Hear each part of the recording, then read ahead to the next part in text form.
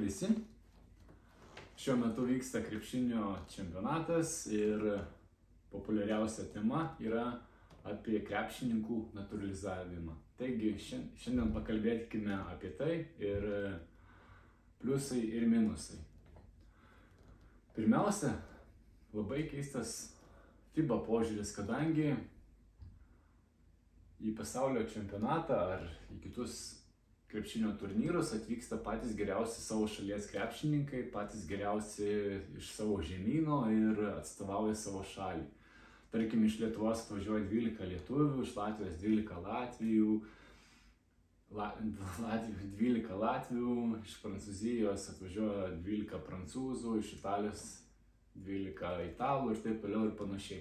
Bet realybėje viskas atrodo kitaip.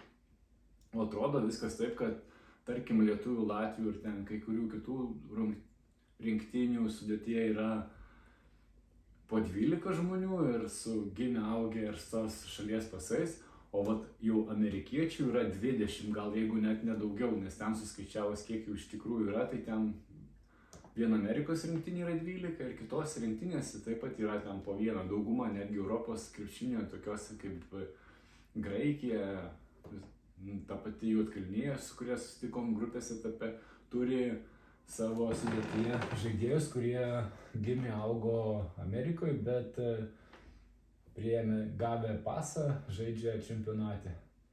Aš manau, kad tai yra teisinga ir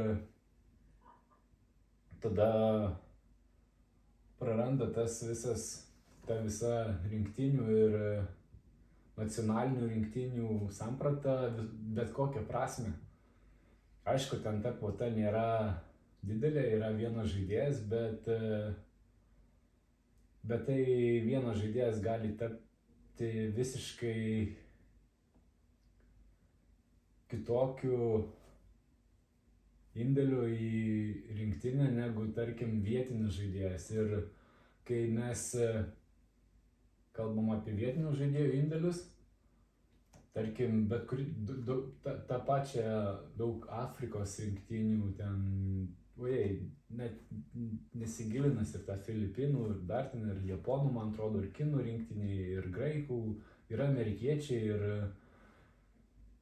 jie tikrai daro tas rinktines visai kitokio lygio, nes vietinių indėlis ir amerikiečių indėlis yra visai kitoks ir dažnai tas amerikietis būna paimamas aukštesnio lygio negu tie vietiniai ir jisai keičia rungtynių eigą, keičia rinktinės sudėtį, keičia rinktinės pajėgumą ir dažniausia būna, kad tie amerikiečiai ir nulėmė rungtynės. Jeigu dar yra vietiniai tokio vidutinio lygio, tai dar pridėjus amerikietį gaunasi, kad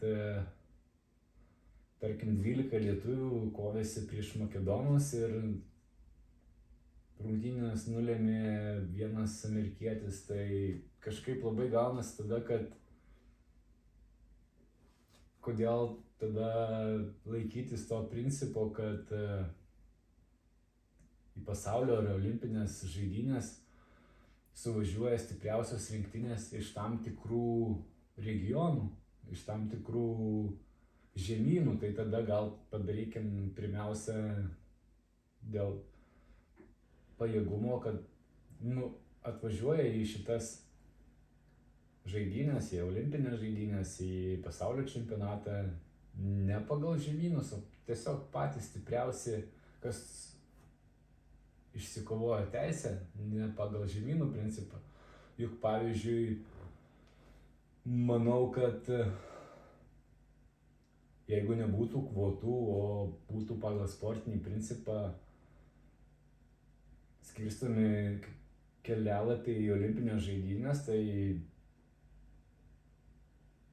pirmiausia Azijos ir Afrikos greičiausia nei viena komanda nepatektų.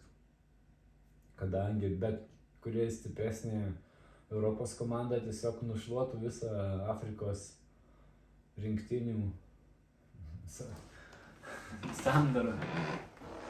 Ir tada gaunasi, kad vienoje vietoje viskas pagal logišką, pagal sportinį principą, o kažkur kitur gaunasi, kad rinktinė tiesiog gali nusipirkti savo pajėgumą ir čia nėra koks tai klubinis čempionatas, klubinis turnyras, o yra rinktinės ir reikėtų to principo laikytis. Tarkim, kalbant apie Lietuvos rinktinę, tai Brazdeikis vis tiek gimęs, augęs Kaune ir jis turi lietuvišką vardas, pavardė lietuviškas, tėvai lietuviai, jis pats augo Lietuvoje ir visa kita, tai va ir gaunasi, kad reikėtų gal tada žiūrėti žmogų, kuris vis tiek kažką tai turi bendro su šalim. Dabar tą patį Lietuvą galėtų, aišku, šansų nėra, bet galėtų įsigyti kažkokį ten NBA žvaigždę ir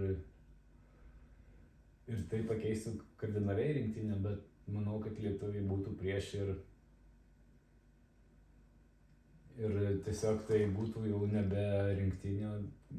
Aišku, būtų smagu, kad laimėtų, bet geriau laimėtų patys. Ir labai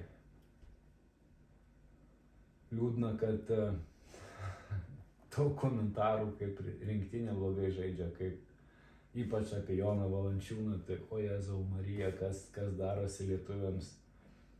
Faktas, kad vis tiek Valančiūnas yra kapitonas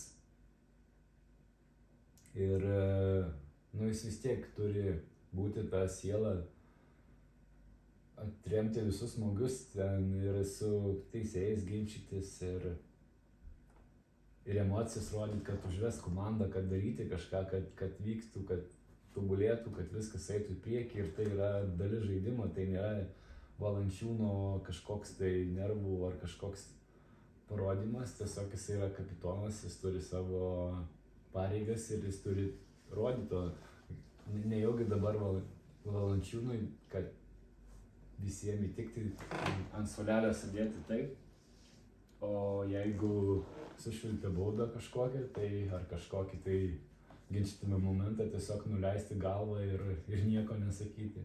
Taip, kad daugiau pozityvumo, tikėkimės, kad mūsų rinktinė pagaliau vėl sugrįš į elitą ir galėsim džiaugtis medaliais ar bent jau kelialapiu į olimpines žaidynes. Taigi daugiau kantrybės, stiprybės ir mes už Lietuvą.